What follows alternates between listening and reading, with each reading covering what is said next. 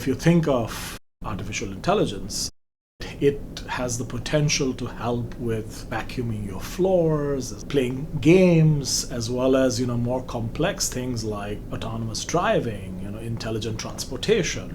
So this is one of the reasons why our AI Institute is called the AI Edge, because what we are doing is we are focusing on the edge of the network, so not the core. This is where the estimated growth of the billions and billions of devices is going to happen.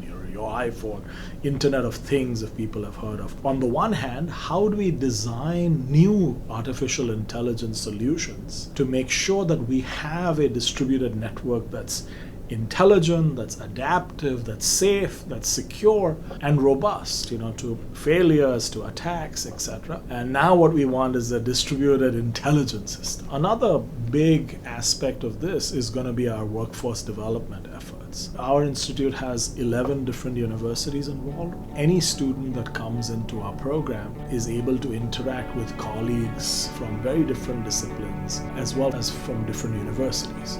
So the idea is that if we can enable that, then you can use the power of collaboration across wide geographic regions in order to solve very large, very important problems.